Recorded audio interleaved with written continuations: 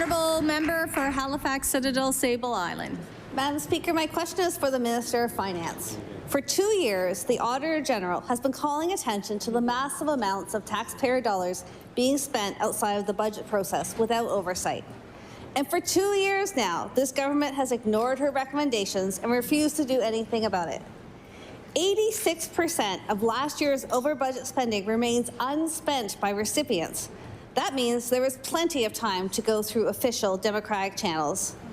Past governments have spent out of budget, but never at these vast amounts, and never against the recommendation of the Auditor General. Why is this government so opposed to transparency? I recognize the Honourable Minister for Finance. A simple answer, Madam Speaker, because the model of transparency was one the NDP put in 2010. It's the exact same model that was put in 2010 when I actually sat, I think, Madam Speaker, in the very chair that member is sitting in. But the difference between that member and I is that I didn't have a problem with it because I knew that it is transparent.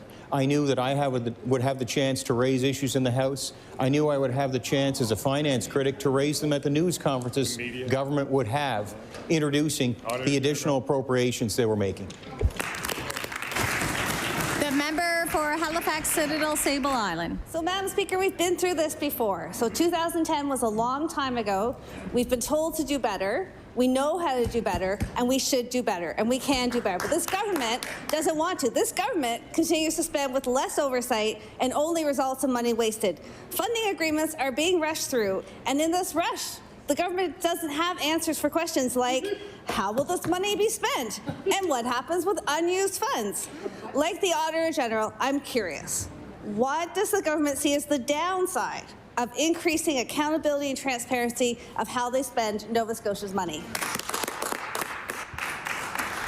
The Honourable Minister for Finance. Speaker, the answer to that is because there is another element of accountability, and that's in the ministries that are responsible for the groups that are receiving funding. I'll answer the question, Madam Speaker, if they'll let me answer it. Ministries are responsible for these groups. At the end of the day, there are many organizations in Nova Scotia, and it should be no surprise to the members of the opposition because they're the very groups that they would have worked with when they were in government. Good people, Nova Scotians, who care about people. Things like helping people with the cost of energy, Madam Speaker. Academic institutions that we are trying to get them focused around healthcare because we need more healthcare workers. So ministries have a layer of accountability. I recognize